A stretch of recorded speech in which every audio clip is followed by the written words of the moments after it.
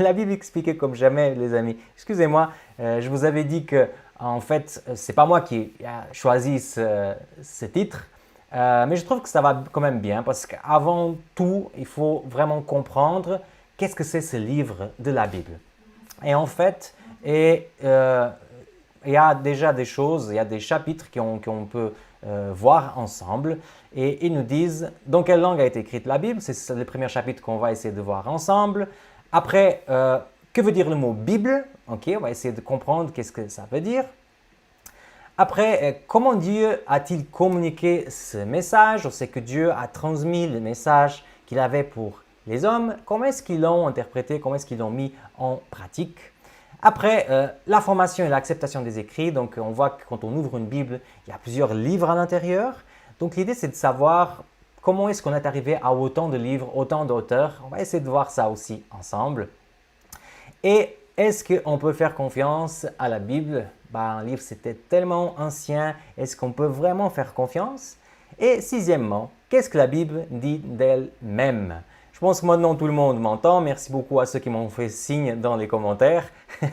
Heureusement que j'ai regardé aussi. On pourrait continuer sans arrêt avec ça. Alors, sans plus tarder, on commence avec notre premier chapitre. Dans quelle langue a été écrite la Bible?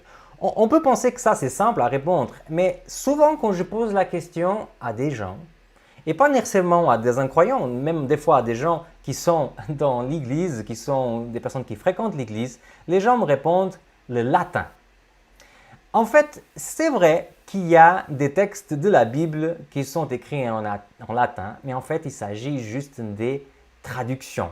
Il y a cette vieille version de la Bible qui s'appelle la Vulgate, beaucoup utilisée par l'Église catholique pendant le Moyen Âge, qui est en effet écrite tout en latin. Mais j'aimerais vous dire que cette version de la Bible, elle date de 405. En fait, il y a un père de l'Église. On va parler beaucoup des pères de l'Église dans ces études, donc je vais déjà commencer à vous expliquer.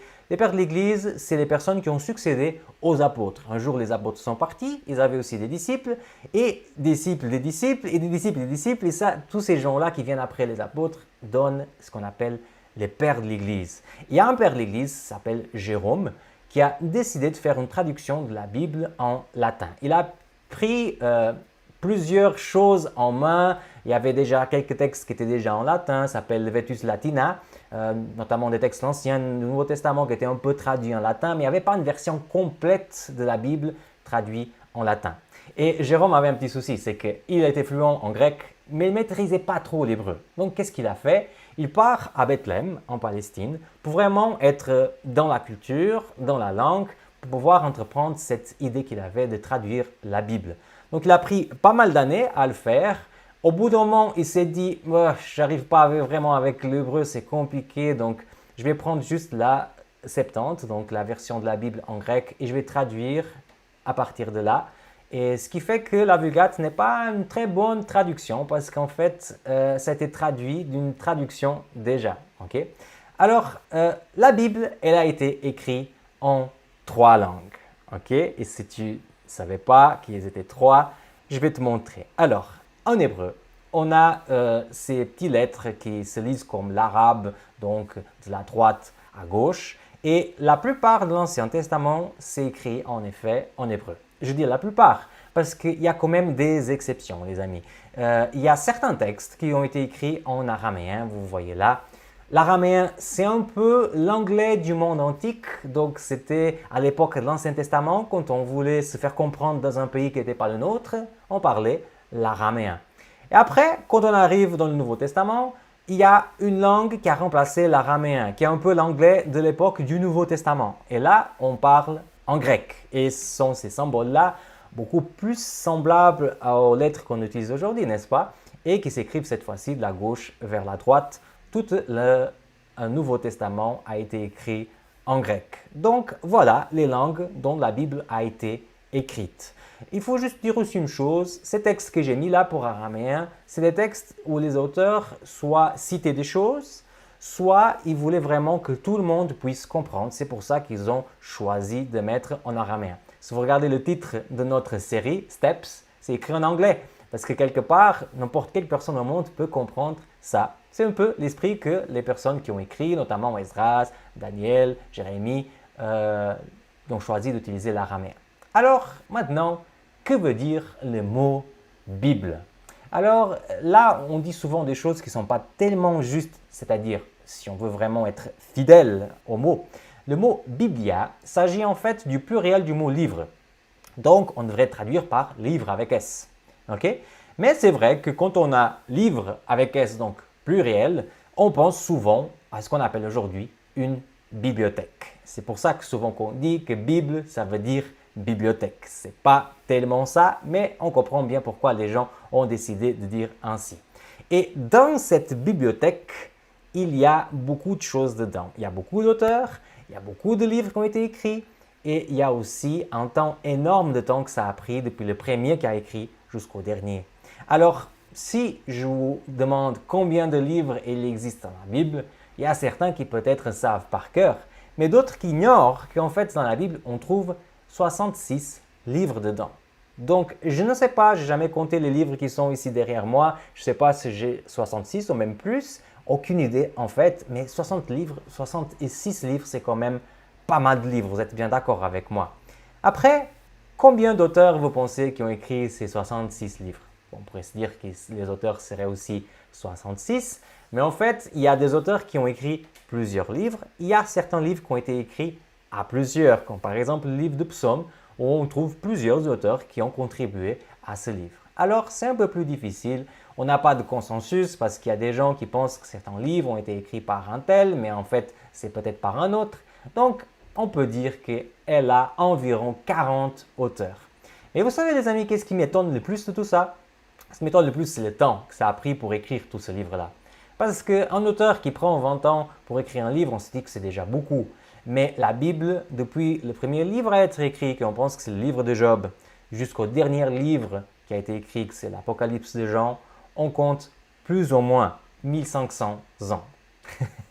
1500 ans, c'est vraiment gigantesque, vous êtes bien d'accord avec moi. Mais ce qui est intéressant, c'est que malgré tout ce temps gigantesque qu'on a entre le premier et le dernier, c'est que quand on lit la Bible, on trouve une harmonie totale entre les différents auteurs. Même si on trouve peut-être dans la Bible un Pierre qui était pêcheur, donc qui n'avait pas fait des grandes écoles, comme on pourrait dire aujourd'hui, à côté d'un Luc qui était médecin, donc pour l'époque avait quand même fait certaines études, ou alors un Paul que s'il habitait dans nos jours peut-être serait prof à l'Uni. On a aussi un Amos qui était agriculteur, donc qui fait même des fautes de grammaire dans la façon dont il écrit son hébreu.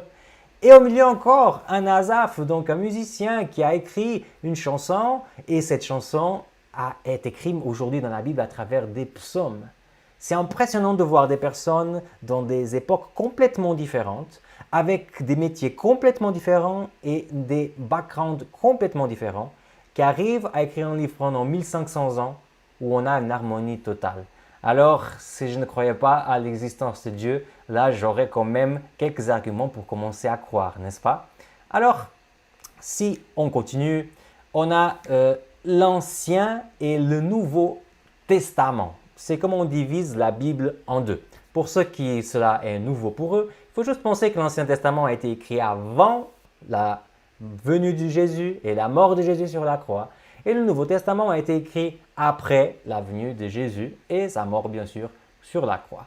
On appelle testament parce qu'on a essayé de traduire en latin testamentum, le mot diatheke en grec, qui veut dire en fait alliance. Mais comme on traduit en latin par testamentum, on a commencé à dire l'Ancien et le Nouveau Testament. Même s'il y a quelques prédicateurs qui aiment bien utiliser la version plus littérale, plus correcte, ils disent la Nouvelle et l'Ancienne Alliance. Alors, on arrive maintenant à notre troisième chapitre. Vous voyez que c'est des chapitres, mais on avance quand même assez vite. Qu'est-ce qui est écrit dans ce titre? Comment Dieu a-t-il communiqué le message? On se dit souvent que la Bible a été donnée par Dieu à des hommes, mais comment c'était le processus pour recevoir? Ils ont reçu comment? Est-ce qu'ils ont reçu à la poste? C'était un email? C'était quoi? Comment est-ce que Dieu s'est révélé à ces gens-là? Si on lit un texte qui est écrit dans la Bible, il dit comme ça: toute écriture est inspirée de Dieu et utile pour enseigner, pour convaincre, pour corriger, pour instruire dans la justice. Les amis, n'importe quel pasteur qui vous fait une étude biblique sur la Bible, il va utiliser ce texte. Mais le plus important, c'est d'essayer de comprendre qu'est-ce que c'est que ça, est inspirée. C'est quoi la Bible est inspirée de Dieu? Qu'est-ce que ça veut dire? Il y a beaucoup d'encre qui a coulé pour dire qu'est-ce que c'est l'inspiration de Dieu. Mais en fait, c'est juste pour dire comment est-ce que Dieu a communiqué à des hommes le message. Est-ce qu'il a dicté le message? Est-ce qu'il a inspiré le cœur de la personne avec une idée, avec une pensée? Est-ce qu'ils ont écrit parce qu'ils ont entendu des choses? Est-ce qu'ils ont écrit parce qu'ils ont une expérience avec Dieu? Alors, il y a des multiples possibilités parce que chaque personne qui a été inspirée par Dieu pour écrire les livres qui sont dans la Bible a été inspirée de façon différente. Mais si on devrait résumer ce qu'on appelle l'inspiration biblique, on peut dire certaines choses par rapport à tout le monde. Une des choses, c'est que c'est la personne qui est inspirée, ce n'est pas le texte en soi. C'est-à-dire que Dieu n'a jamais fait une dictée de voilà, tu devrais faire comme ci, tu devrais faire comme ça, regarde ceci, regarde cela, ou alors un Dieu qui dit et l'Éternel, virgule, a dit. Il ne fait pas des choses comme ça. Il habite les gens avec une idée, il capacite les gens à écrire, mais après chacune des personnes écrivait avec la façon de parler, avec le vocabulaire qu'ils avaient et même avec les fautes qu'ils pouvaient avoir à écrire le texte biblique. Mais malgré tout ça, le message qu'ils écrivaient, le témoignage qu'ils donnaient à travers les écrits était vraiment donné par Dieu. Je ne sais pas si c'est clair, mais il y a quand même une exception. Et l'exception, c'est quand il est écrit « Ainsi dit l'Éternel ». Bon, ça, j'exagère, ce n'est pas tous les textes que dès qu'il y a cette phrase, il faut se dire « Non, là, Dieu a vraiment dicté ». Mais pour dire qu'il y a certains moments en que Dieu a véritablement dit des choses et que les auteurs bibliques, ils ont essayé de mettre ça tel quel ils ont entendu, tel quel le Seigneur les a dit. Okay? Donc, dans l'inspiration biblique, on peut bien voir ces deux choses. Mais pour comprendre bien l'idée d'inspirer l'idée, il y a un texte qui est un peu long, mais qui montre bien comment Dieu pourrait inspirer l'idée de quelqu'un. C'est le prologue de l'évangile de Luc, où Luc, d'une façon très honnête, très authentique, dit comment est-ce qu'il a écrit son évangile. Regardez ce qui est écrit. « Cher Théophile, plusieurs personnes ont essayé d'écrire le récit des événements qui se sont passés parmi nous. Ils ont rapporté les faits tels que nous l'ont raconté, ce qu'ils ont vu dès le commencement, et qui ont été chargés d'annoncer la parole de Dieu. C'est pourquoi, à mon tour, je me suis renseigné exactement sur tout ce qui est arrivé depuis le début, et il m'a semblé bon, illustre Théophile, d'en écrire pour toi le récit suivi. Je le fais pour que tu puisses reconnaître la vérité des enseignements que tu as reçus. » Les amis, moi ça me bouleverse toujours quand je lis ça. Parce qu'en fait, il n'a pas une vision, il n'y a pas un ange qui est arrivé, il a dit « Luc, il faut que tu écrives un évangile ».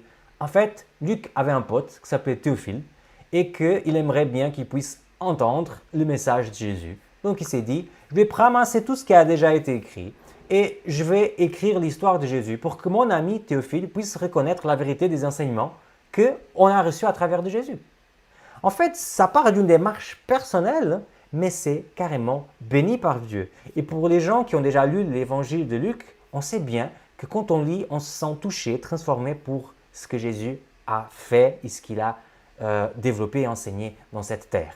Alors, ça pour la fin de notre chapitre 3. Et on avance maintenant pour notre 4e chapitre. On est plus ou moins au milieu de notre étude où on va essayer de voir comment est-ce que la formation et l'acceptation de ces écrits s'est développée. Comment est-ce qu'on arrive avec une personne qui a une idée et plusieurs personnes en fait qui ont des idées et à la fin on arrive à un livre assez épais comme une Bible avec un message qui vient de la part de Dieu. Pour parler de ça, souvent on parle du canon biblique. Okay? En fait, canon, c'est la translittération d'un mot en grec qui veut dire règle, mesure. Okay? Et quand on parle de canon, on est en train de dire les livres qui ont été choisis, gardés pour l'Ancien Testament ou les livres qui ont été choisis, gardés pour le Nouveau Testament. En fait, il faut dire une chose. Le moment où le canon apparaît, c'est le moment qui apparaît aussi quelque chose de très spécifique. C'est quand apparaît le codex. Okay? Je ne sais pas si tu as déjà entendu parler de ça, mais le codex, c'est le mot qu'ils ont donné premièrement aux livres. Vous savez, avant, on avait des papyrus, des rouleaux. Et là, il y a quelqu'un qui se dit, pourquoi on ne couperait pas tous les rouleaux, on mettrait des différentes pages, on collerait ça et comme ça, on pourrait ouvrir et lire plus facilement. C'est à ce moment qu'apparaît le codex que les gens commencent à parler de quels seront les livres qu'on va choisir, c'est-à-dire les rouleaux qu'on va choisir et on va mettre ensemble pour former la Bible. Ok? Parce que cette question ne se posait pas avant que le codex arrive. C'est pour ça qu'on voit des auteurs bibliques comme Paul dire à Timothée, n'oublie pas de m'amener les rouleaux. Plusieurs rouleaux, parce qu'en fait, il n'y avait pas un seul rouleau avec toute la Bible, il y avait plusieurs rouleaux si tu voulais avoir tous les livres de la Bible. Okay? C'est à ce moment-là qu'on commence à se dire qu'est-ce qu'on garde pas, parce qu'il y avait beaucoup de livres qui circulaient en même temps. Alors, j'aimerais diviser la chose en deux. Tout d'abord, je vais expliquer comment est-ce que l'Ancien Testament est apparu, et après, comment est-ce que le Nouveau Testament est apparu. Tout en disant que voilà, ça sera assez résumé ce que je vais vous dire. Okay? Avant qu'on écrive quoi que ce soit pour l'Ancien Testament, les choses circulaient à travers la tradition orale. Quelque chose qu'on a complètement perdu. Bon, complètement, c'est peut-être trop fort, mais on a perdu ça après l'invention de l'écriture et surtout dans notre âge moderne. On ne parle plus de tradition orale. Qu'est-ce que c'était la tradition orale? Plutôt que de lire l'histoire de Noé ou de raconter l'histoire ou de lire l'histoire de la création, on racontait ça, mais on racontait d'une façon fidèle. On transmettait presque le même texte, hein, comme si c'était une chanson, comme si c'était un poème. Et les parents passaient ça aux enfants, les enfants passaient ça à ses enfants, et comme ça, les choses passaient de génération en génération. Selon la tradition, la première personne dans l'histoire de la Bible à vouloir écrire des choses, c'était Moïse. Il s'est dit vraiment, il faut que j'écrive ces choses-là parce qu'on ne sait pas qu'est-ce qui ça peut arriver et si on perd ça, on perdra la vérité sur les événements passés. Donc, après que les gens comme Moïse ont commencé à écrire, on arrive à ce que les Juifs appellent la Tanakh. Okay? La Tanakh, c'est en fait une espèce d'acronyme de 3 mots. Premier mot, c'est la Torah. Torah veut dire loi, enseignement. Et là-dedans se trouvent les premiers livres qui ont été écrits dans la Bible. On verra ça en détail après, ne vous inquiétez pas. Okay? Après, on a une autre partie de la Bible hébraïque qu'on appelle les Nevi'im. Nevi'im veut dire en hébreu prophète. Et c'est là où on a souvent les textes des prophètes ou pas. Vous allez voir ça avec moi juste après. Et après, Ketuvim, la dernière partie de la Bible hébraïque, s'appelle les écrits. C'est tous les documents qu'on a du mal à classer en fait. Et donc on mettait dans les Ketuvim. Alors, qu'est-ce qui sont les livres qui vont dans la Torah? Quels sont les livres qui vont dans le Nevi'im et quels sont les livres qui vont dans les Ketuvim? Je vais vous montrer ça tout de suite. Ok, dans la Torah, vous avez les 5 premiers livres de la Bible. Juste une petite chose, le mot Pentateuch qu'on utilise souvent pour parler des premiers 5 livres de la Bible qu'on pense qui ont été écrits par Moïse, ça a été créé par un autre père de l'Église, Tertullien, qui a vécu, si je ne me trompe pas, dans le 4e siècle après Jésus-Christ. Donc, les Juifs n'ont jamais employé ce nom, ils appellent ça la Torah. Donc, c'est 5 livres, excusez-moi. Après, si on va dans les Nevi'im, là, on va être un peu confus parce qu'on pourrait s'attendre à voir tous les prophètes dedans. Mais bien qu'on a une grande partie des prophètes, on a les 12 petits prophètes du côté droit, on trouve aussi des choses qui nous étonnent, comme quoi les livres historiques de 1 et 2 Samuel, 1 et 2 Rois se trouvent dans les livres des prophètes. Parce que, en fait, dans la tradition juive, on croyait qu'ils étaient écrits par des prophètes. Donc Samuel, c'est un prophète. Donc on les classait dans la catégorie prophète. Josué et Juges, qui sont des livres complètement historiques, ils se trouvent aussi dans les textes considérés des prophètes. C'est vraiment intéressant. Et après, une petite appel à votre attention pour les trois prophètes plus importants du judaïsme, Ésaïe, Jérémie, Ézéchiel. C'est rigolo parce qu'il y a peut-être des gens qui sont à la maison et se disent « Mais Samuel a oublié des prophètes là dans les grands prophètes du judaïsme parce qu'il n'y a pas le grand prophète Daniel. » Oui, peut-être dans nos églises chrétiennes, on le considère le grand prophète Daniel, mais en fait, pour les Juifs, ils avaient classé Daniel dans les Ketuvim, donc dans les livres historiques. Et c'est vrai que dans le livre de Daniel, à côté de la prophétie, il y a aussi beaucoup d'histoires. Donc, ils avaient mis dans ces livres des écrits, des livres sans classement. Il y a aussi les livres de chroniques qui se trouvent dedans, Ruth, Cantique des Cantiques, Ecclésiaste, bon, vous avez la liste, tous les livres qu'ils ont décidé de mettre dedans. il y a des gens peut-être à la maison qui se disent, mais il y a d'autres livres aussi, c'est pas que ces livres, il y a ce qu'on appelle les autres livres, donc les livres apocryphes. Apocryphe veut dire caché. Donc les livres de Baruch, Judith, Tobie, Maccabée, qu'on trouve souvent dans les Bibles catholiques. Alors, j'ai décidé de mettre ça à part parce que ça, c'est une autre histoire. En fait, dans le 3e siècle avant Jésus-Christ, il y a eu une décision de traduire l'Ancien Testament, ou les livres qui circulaient à l'époque de l'Ancien Testament, vous connaissez déjà, il n'y avait pas le codex encore, donc c'était des rouleaux séparés. On a décidé de traduire ça en grec, donc l'anglais de l'époque, et créer ce qu'on appelle la Septante. La Septante, normalement, on la représente par le L et les deux X de la numération romaine. OK?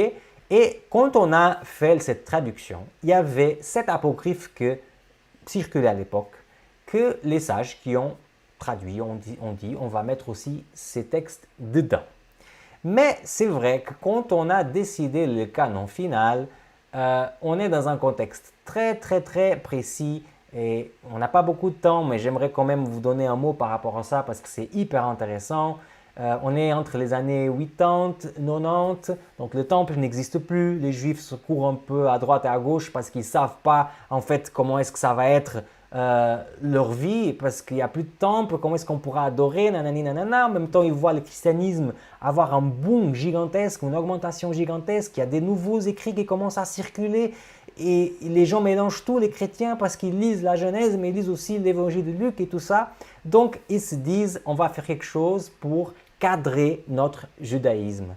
Donc, il n'y a plus de temple. Et selon l'histoire, selon la tradition, il y a un concile qui s'est donné à Jamnia, c'est une ville dans la Palestine, où ils ont pris certaines décisions. Petite parenthèse. Et même si je crois que ce concile, il a eu lieu, on a peu de sources qui parlent de ce concile, dont il y a beaucoup de personnes qui disent que c'est une légende, c'est un mythe, ce concile n'a jamais eu lieu.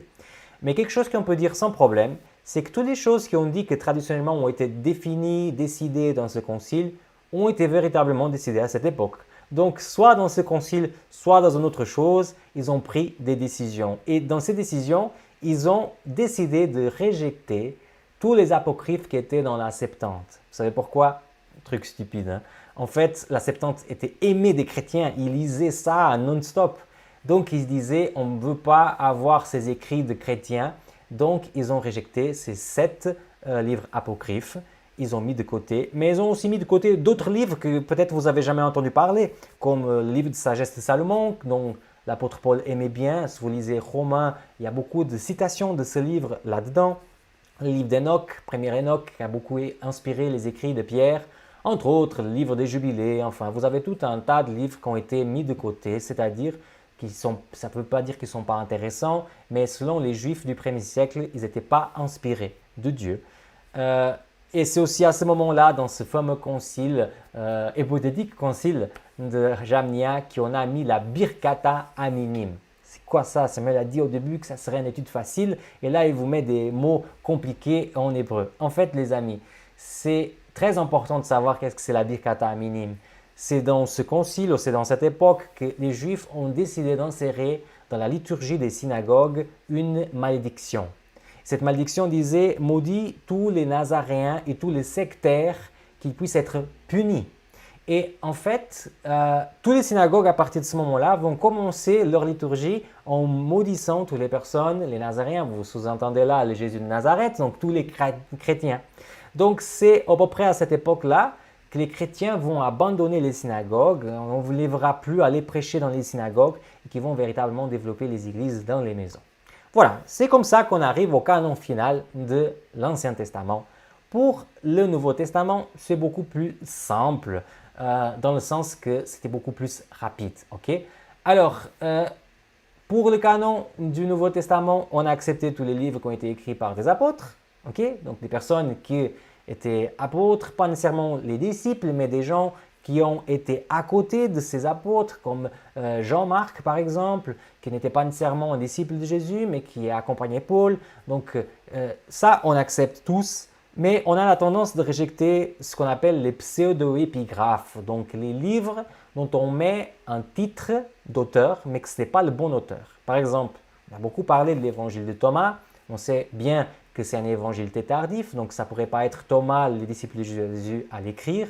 Donc on dit que l'évangile de Thomas, c'est un pseudo-épigraphe. Il n'était pas écrit par Thomas. C'est un document anonyme avec un auteur faux, en fait. Et je trouve que c'est bien que les premiers chrétiens ont décidé de rejeter ça, parce que si j'écris un livre et je signe Napoléon, ça peut que donner des problèmes, ok? Alors, il y a aussi une chose qui est très importante pour montrer quand est-ce qu'on a figé le canon du Nouveau Testament, c'est le canon de Muratori. C'est un texte qui a été trouvé dans la bibliothèque ambrosinienne de Milan. Bon, Saint Ambroise, c'était aussi un père de l'Église. Apparemment, il avait gardé ça dans la bibliothèque. Et on trouve un texte qui s'appelle le canon de Muratori, qui a été écrit pendant l'année 165 jusqu'à 185. Et dans ce canon, on trouve déjà tous les livres que vous trouvez dans votre Bible aujourd'hui du Nouveau Testament, à l'exception des livres plus tardifs comme Hébreu, la première et la deuxième lettre de Jean et l'Apocalypse de Jean. Ça, on ne trouve pas dans le canon Muratori parce que l'acceptation de ces écrits était plus tardive, donc elle n'était pas dans ce canon. Mais en 367, un autre père d'Église, Athanase d'Alexandrie, il va écrire vraiment le canon qu'on a jusqu'à aujourd'hui dans nos Bibles. Donc s'il y a des gens qui vous disent que c'est dans le concile de Nicée qu'on a décidé quel livre on a gardé, ça c'est du n'importe quoi. Le concile de Nicée n'avait pas du tout ça comme thème. Il avait comme thème discuter la divinité du Christ. Et bien sûr, il y avait des livres tardifs qui parlaient que Jésus n'était pas tellement divin que ça.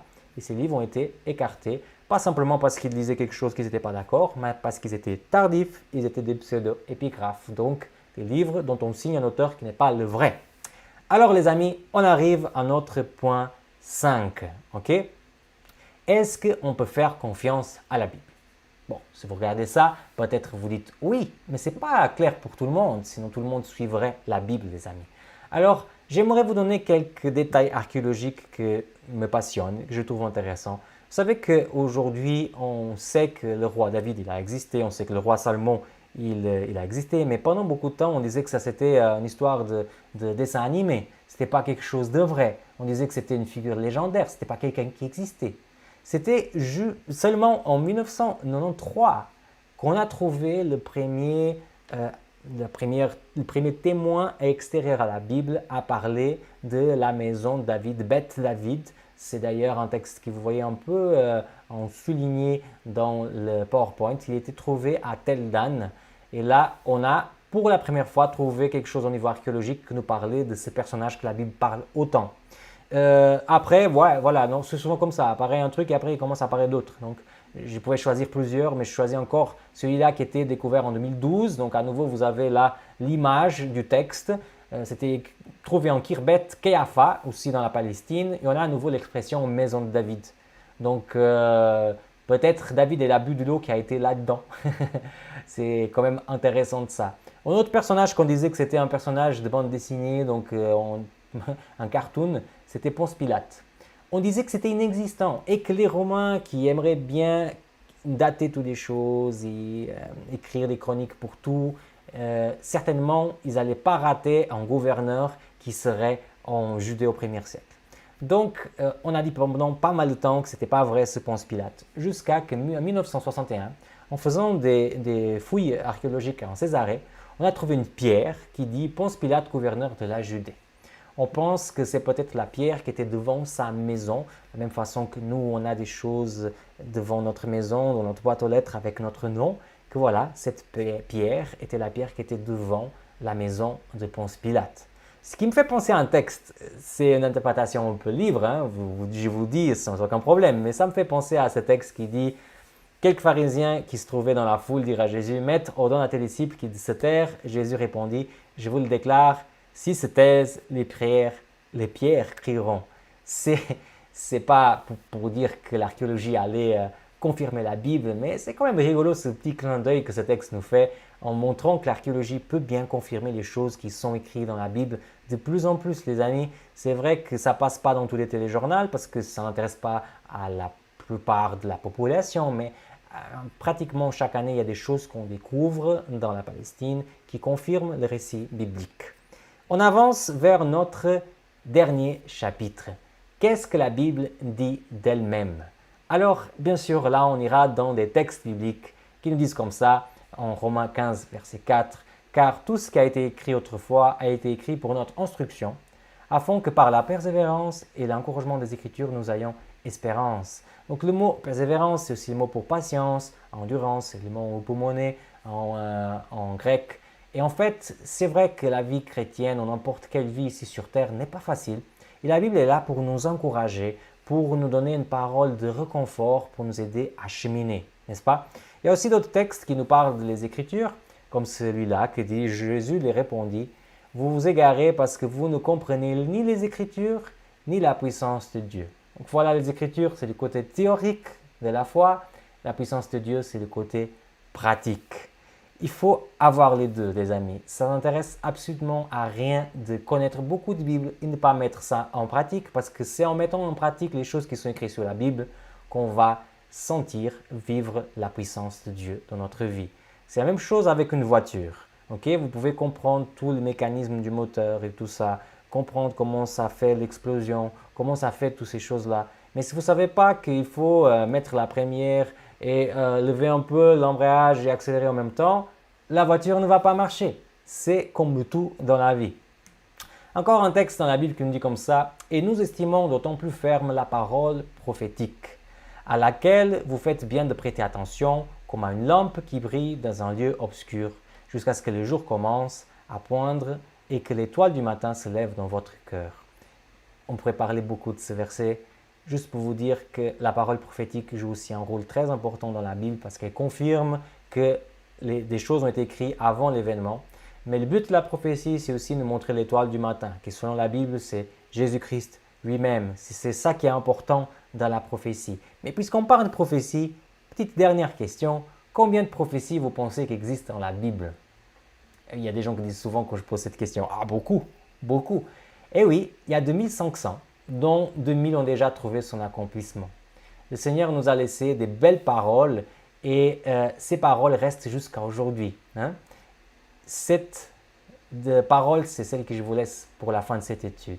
Il y a beaucoup de place dans la maison de mon Père. Sinon, vous aurez jeudi que j'allais vous préparer le lieu où vous serez. Et après être allé vous préparer une place, je reviendrai et je vous prendrai auprès de moi afin que vous soyez vous aussi là où je suis. C'est le Seigneur, il nous a donné 2500 prophéties, donc 2000 ont trouvé son accomplissement. Celle-là, elle peut aussi trouver l'accomplissement dans ma vie. Donc je crois qu'un jour, le Seigneur viendra nous prendre et ça, c'est le message plus fort de la Bible. Si je résumerai ce qu'on vient de voir aujourd'hui, la Bible a fait un grand parcours jusqu'à arriver à nous. Hein. Il ne faut pas penser que c'est un livre qui a été écrit par 3 ou 4 chrétiens au 1er siècle. Ça date vraiment et c'est toujours quelque chose qui nous touche. C'est le résultat d'une coopération entre l'homme et Dieu, comme on a bien vu pour l'inspiration, mais surtout c'est un message qui reste actuel et qui reste puissant, dont je pense qu'il est aussi quelque chose cher à chacun de vous qui regardez cette vidéo. Les amis, merci beaucoup de votre présence. Si vous n'êtes pas encore abonné à ma chaîne, c'est le moment aussi de s'abonner. Mes amis, c'est aussi le moment que si vous avez des questions, de les écrire. Je vois qu'il y a aussi d'autres personnes qui sont arrivées entre-temps, donc Christiana et aussi Ludo. Donc je vous salue aussi, je suis content que vous soyez là. Mais si vous avez des questions, c'est le moment de les poser. J'essaierai de répondre en mesure de mes connaissances. Je ne sais pas tout, les amis. Pendant que vous peut-être vous formulez des questions, je vous prévois du thème de la semaine prochaine. On va essayer de voir la Trinité. Je dis essayer de voir parce que c'est un thème qu'on n'arrive jamais à voir complètement parce qu'il est tellement extraterrestre à nous, c'est difficile de comprendre. Mais c'est aussi un fondement de la foi chrétienne. Donc on va essayer de voir ça ensemble. Alors, s'il n'y a pas de questions, j'ai qu'à vous demander de mettre un pouce en l'air. C'est important pour que cette vidéo puisse aller le plus loin possible. Et voilà, je vous remercie de votre fidélité. Merci à Sylvain, merci à Agnès. Merci vraiment d'être là. Et les amis, s'il y a des choses que si vous avez apprécié ce type d'études, si vous appréciez plus les études qu'on faisait avant, vous pouvez toujours m'écrire, m'envoyer un petit message. Vous savez, moi je suis toujours preneur pour des conseils, pour des idées. Voilà les amis. Alors, je pense qu'on a fait le tour de la chose. J'ai qu'à vous dire peut-être ciao ciao et à la prochaine étude. Allez.